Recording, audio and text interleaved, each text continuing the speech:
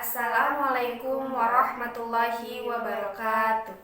Perkenalkan, kami dari mahasiswi IAIA Lazis Prodi PGMI semester 7.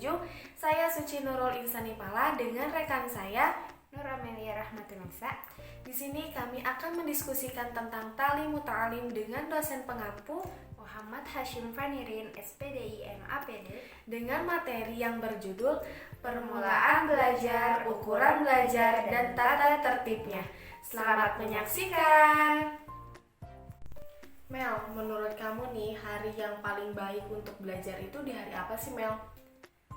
Kalau menurut aku nih, semua hari itu bagus. Tapi kalau di dalam buku Ta'lim Muta'alim, hari Rabu yang paling bagus. Kenapa tuh, Mel? Kenapa nggak di hari Selasa atau Senin tuh? Apa Jumat gitu? Kenapa tuh? Kenapa harus hari Rabu? Karena pada hari Rabu itu Allah menciptakan cahaya, dan pada hari itu juga merupakan hari sial bagi orang kafir dan hari yang penuh berkah bagi orang mukmin. Dan ada juga nih dari Syekh Abu Yusuf Al-Hamdani, dia juga mengatakan bahwa semua perbuatan itu bagus pada hari Rabu. Gitu Ci. Oh, berarti bagusnya di hari Rabu ya, Mel? Mel, menurut kamu nih, kan di dalam buku Ta'lim Muta'alim ini ada panjang pendeknya pelajaran. Nah, itu maksudnya apa, Mel? Maknanya ya? Maknanya apa? Maksudnya itu dia itu kayak yang panjang pendeknya pelajaran, kayak siswa itu seberapa jauh dan mampu dalam memahami materi yang diajarkan oleh gurunya gitu. Jadi baiknya nih bagi orang yang baru belajar, dia itu sedikit demi sedikit dulu untuk memahami pelajarannya. Jadi jangan langsung dikasih banyak pelajaran gitu. Karena kan maksudnya ya otak kita nggak mampu menyerap semua pembelajaran dengan singkat gitu. Harus berulang-ulang kali itu.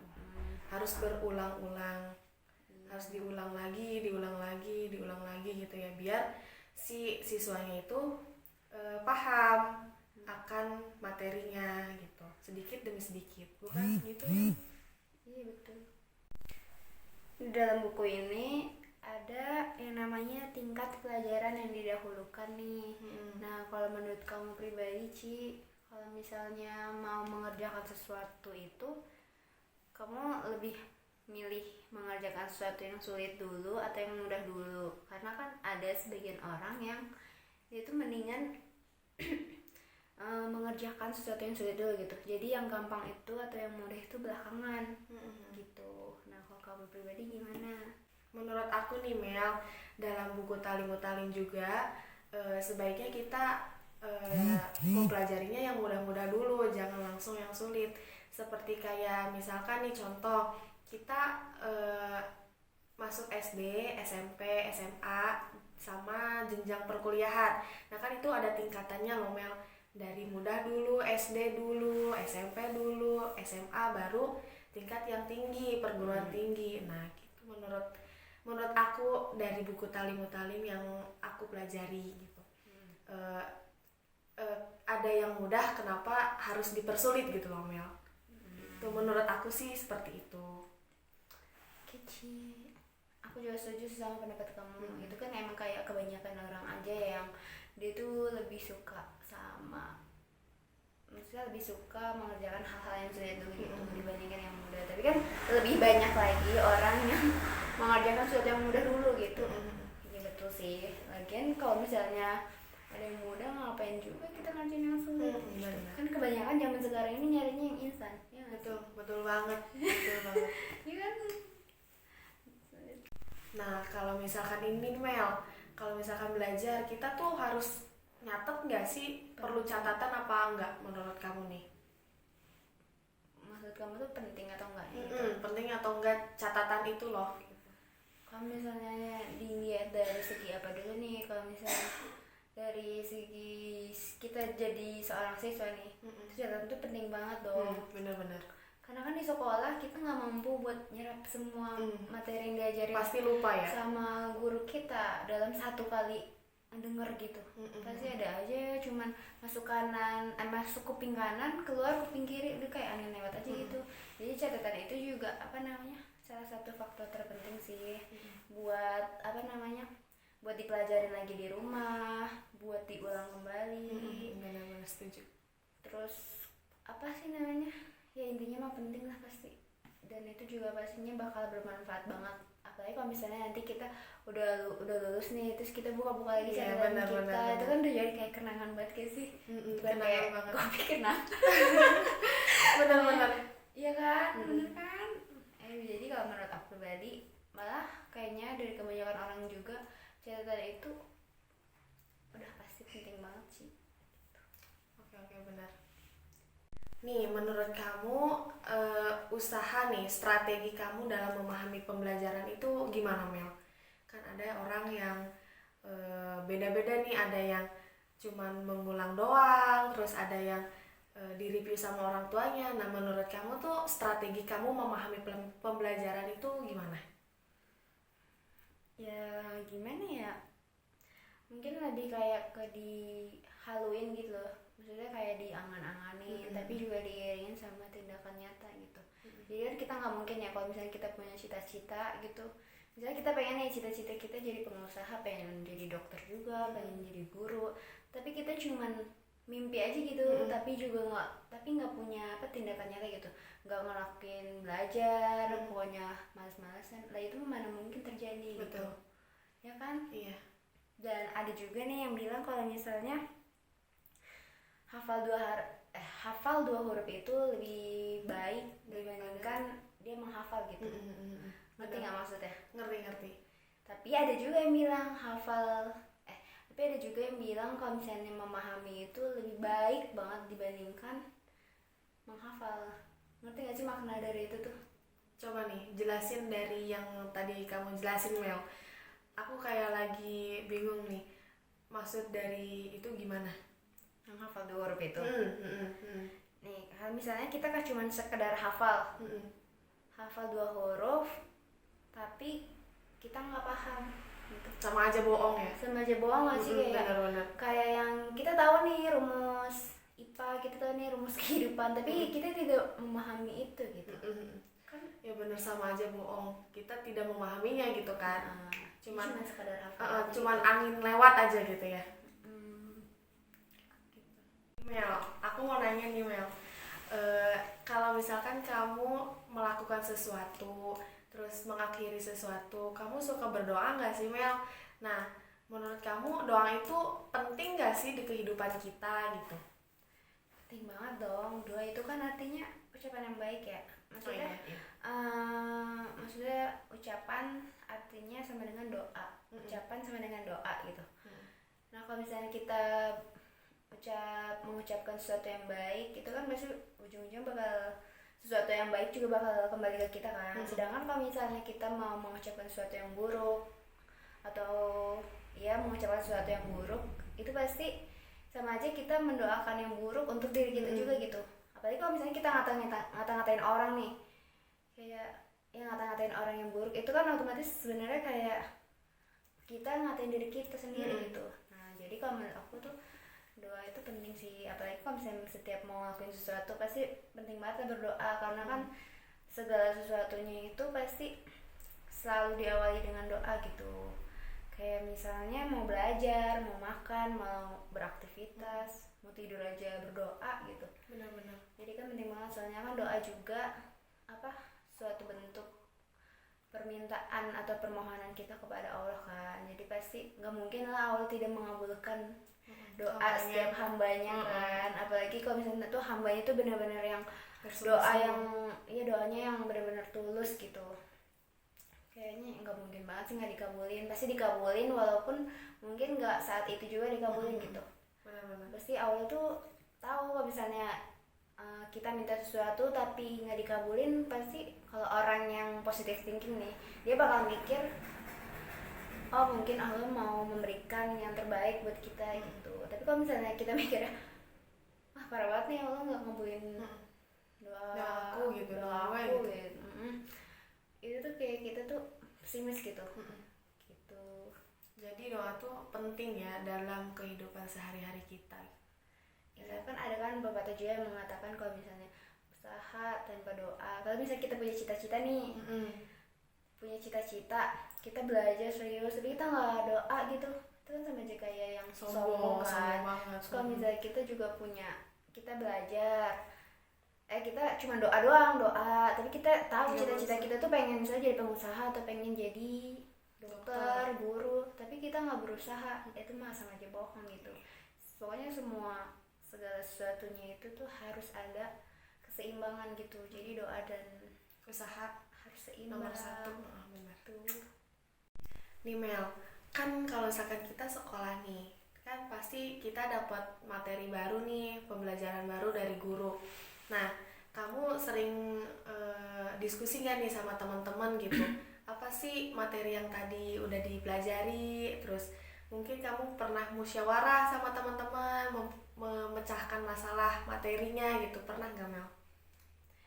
Kalau dibilang pernah, tapi mungkin nggak sering-sering banget gitu. Cuman kalau untuk berbagi ilmu, kayak forum diskusi, musyawarah, terus forum beradu argumen, itu tuh pernah sekali. Nah, dan itu tuh pasti manfaatnya tuh positif gitu. Bener. Ya kan? Iya. Apalagi kalau misalnya diskusi kan kadang diskusi kalau misalnya kita diskusi tentang materi pelajaran nih atau tentang apapun materinya, itu kan kayak menambah daya ingat kita nggak sih? Iya, saling mengulang gitu ya, mengulang materinya juga kan, kayak mereview gitu. Terus kalau misalnya itu udah bentuk positif ya, tapi kalau misalnya yang negatifnya kan bisa gibah kan, itu malah menimbulkan jadi dosa jariah. Ngapain ngomongin orang, ngapain ngegibahin orang gitu. Mendingan kita buat forum diskusi itu tuh buat sebaik mungkin dengan cara berbagi ilmu gitu, sharing tentang ilmu yang udah didapat gitu. Biar kita nambah ilmu juga, amal jariah juga, ya kan? Ya benar-benar setuju Mel. Oh iya nih Mel, cara menggali ilmu versi kamu nih kayak gimana Mel? Menggali ilmu atau memperdalam ilmu ya.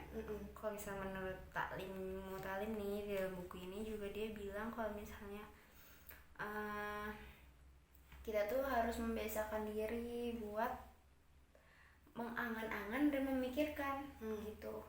Jadi maksudnya gimana ya? Ada orang nih yang mengatakan angan-anganlah pasti akan kau temukan gitu. Jadi kan ucapan itu kan doa kan.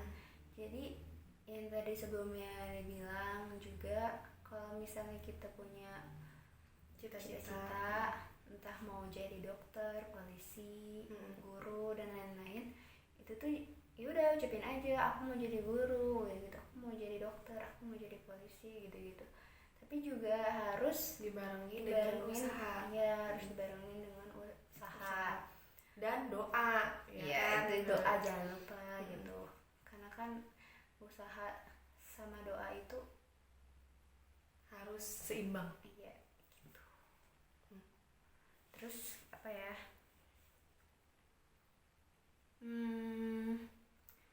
Kan tadi dibilang kalau misalnya angan-angan itu takutnya mungkin dibilangnya halu kali ya, halu gini. Iya, terlalu tinggi nih gitu ya.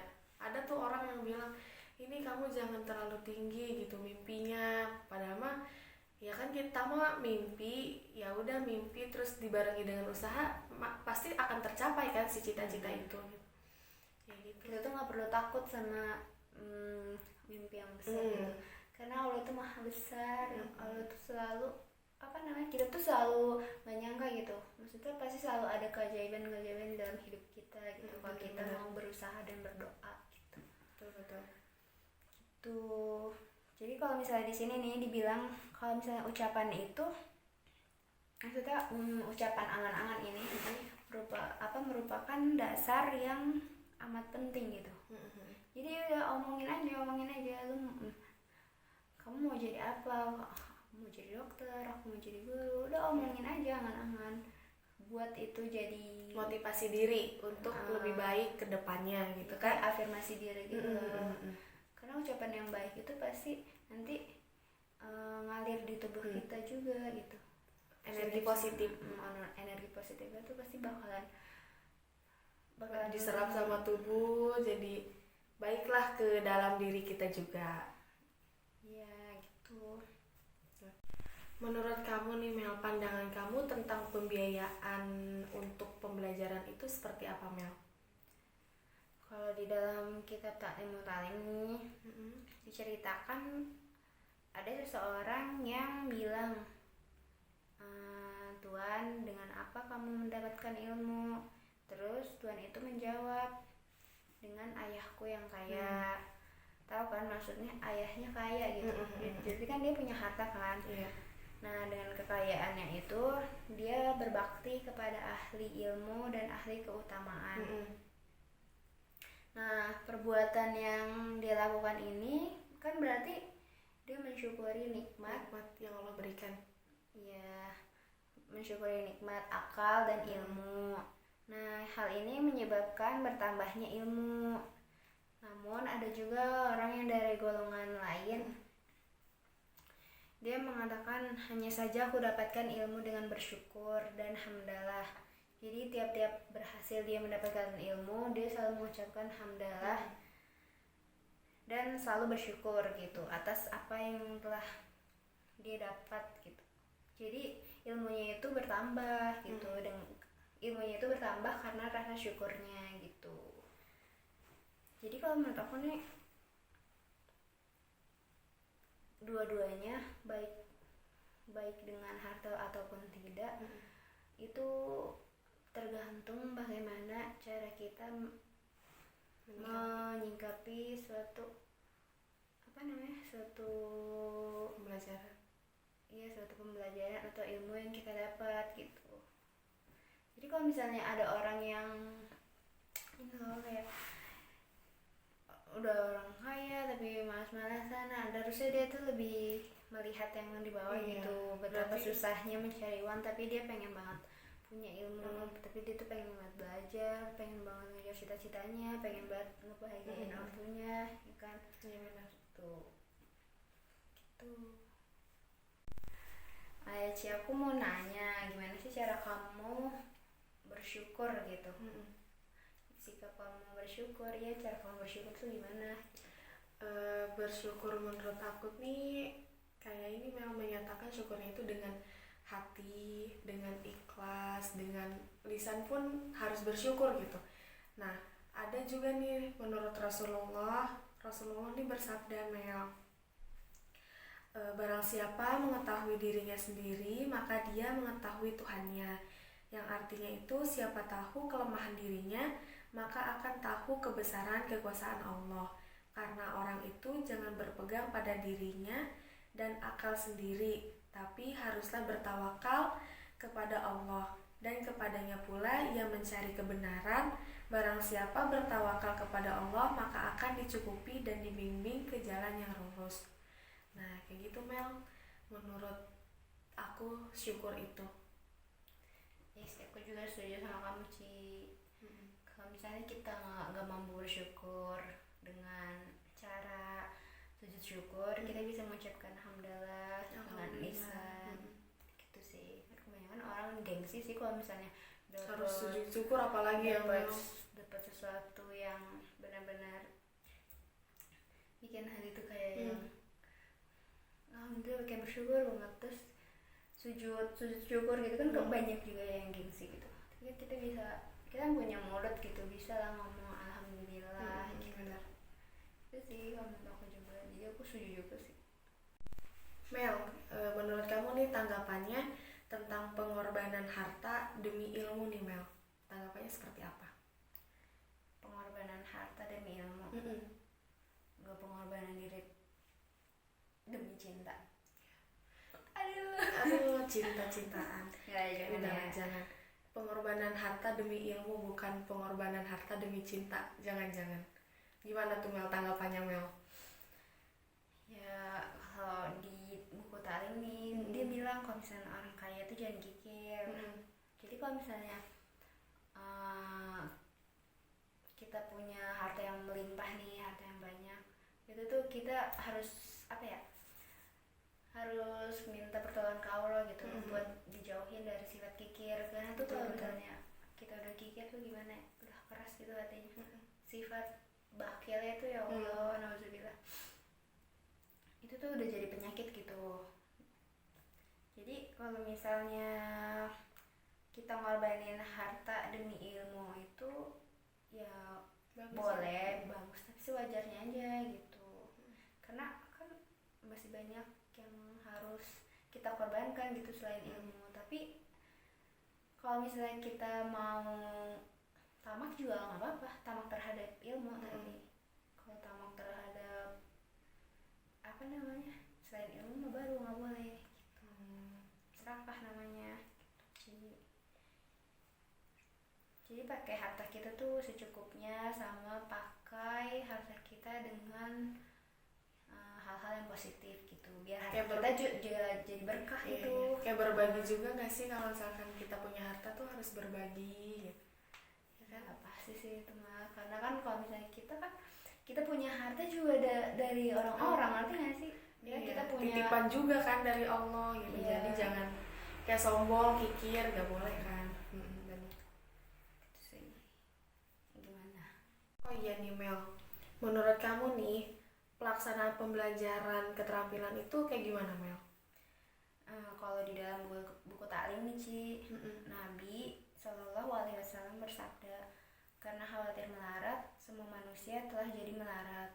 Pelajar-pelajar di masa dulu itu sebelum mempelajari ilmu agama, mereka itu lebih dahulu belajar bekerja gitu, agar dengan begitu tidak tamak terhadap harta orang lain. Dalam kata hikmah disebutkan, barang siapa mencukupi diri dengan harta orang lain berarti ia melarat. Jadi kalau misalnya ibaratnya di zaman sekarang nih, kan ada orang yang lebih milih kerja dulu dibandingkan kuliah kan. Benar-benar nah, banyak ngapain banget sih kuliah tinggi-tinggi, nanti juga ujung-ujungnya nyari duit ya masih. Padahal mungkin sebenarnya dia tuh pengen buat kuliah, tapi dia harus kerja dulu karena dia tidak mau memberatkan orang tuanya ya buat membiayai kuliahnya. Jadi dia berinisiatif untuk bekerja lebih dulu, menghasilkan uang dulu, baru di saat dia sudah memiliki uang baru mungkin dia kuliah gitu. Itu kalau di zaman sekarang ya. Gitu sih Ci. Maksud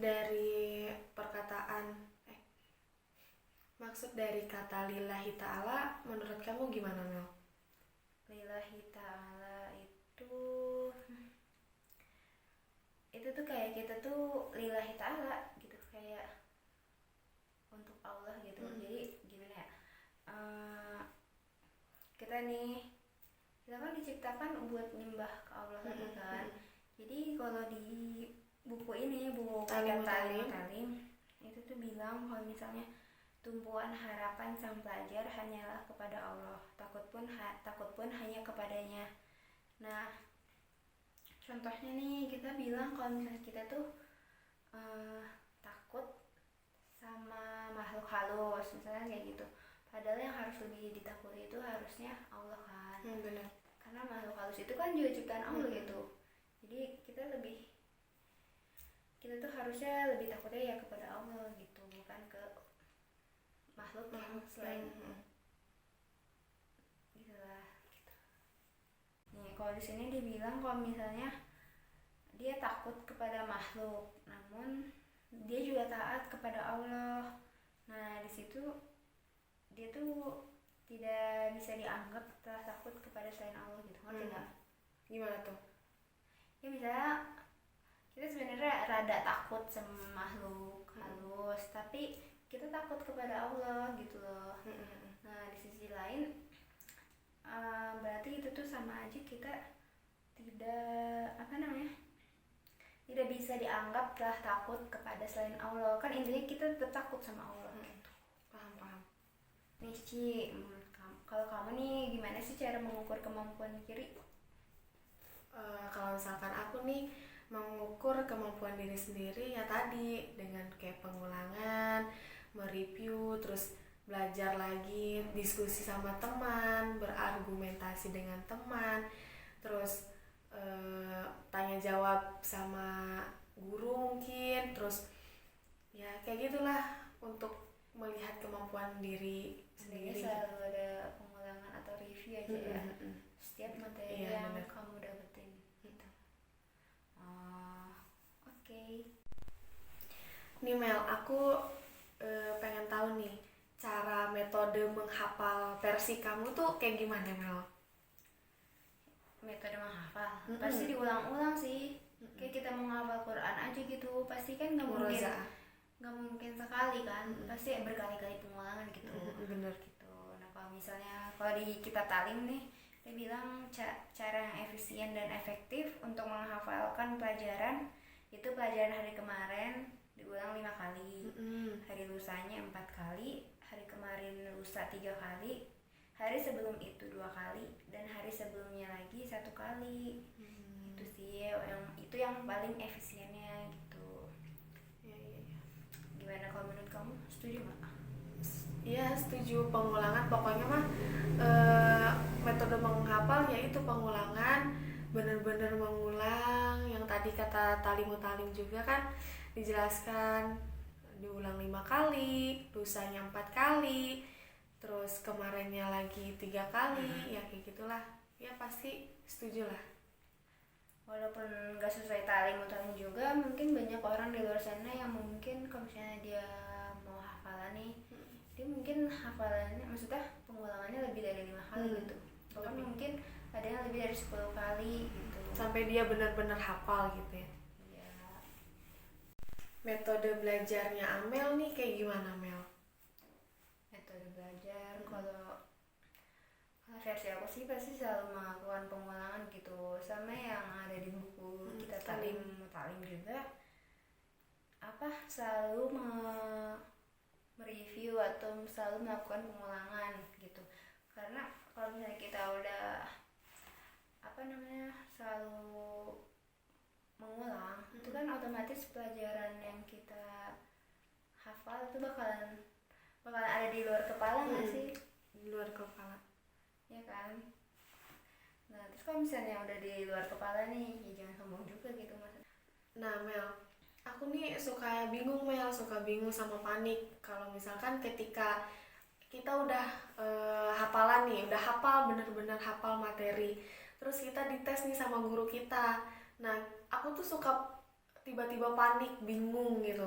Jadi yang hafalan yang aku hafalin tuh udah blank. Nah menurut kamu tipsnya gimana nih Mel, biar aku nggak panik, nggak bingung, terus biar materinya itu nggak buyar, ngeblank gitu, gimana Mel? Kalau buat triknya sih sebenarnya aku juga kurang paham sih. Cuman paling kayak sebelum melakukan tes ya, biar nggak panik itu paling tarik nafas, kan, Biar tenangin diri dulu. Nah habis itu kita tuh harus yakin kalau misalnya kita tuh bisa gitu.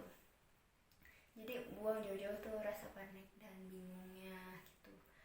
Nah di sini nih di dalam kitab taklim juga kan dibilangin kalau misalnya seorang pelajar itu tidak panik dan kebingungan, karena panik dan kebingungan itu merupakan sifat afat gitu. Nah di sini juga Syekh Islam Burhanuddin dia mengatakan kalau sesungguhnya saya dapat melebihi teman-temanku karena selama belajar dia tidak pernah merasa panik, kendor dan kacau. Nah di hikayat menceritakan bahwa Syekh Al-Asbijabi di masa belajarnya mengalami masa jumud selama 12 tahun lantaran pergantian raja gitu.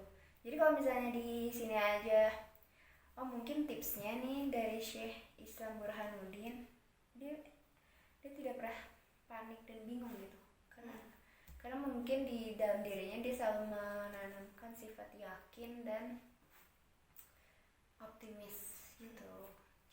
Sekian diskusi kami pada mata kuliah Ta'lim Mutalim dengan materi permulaan belajar, ukuran belajar, dan tata tertibnya. Kurang lebihnya mohon maaf. Hadza wallahu yar'ana wa yahfazuna walhamdulillahirabbil alamin. Wassalamualaikum warahmatullahi wabarakatuh.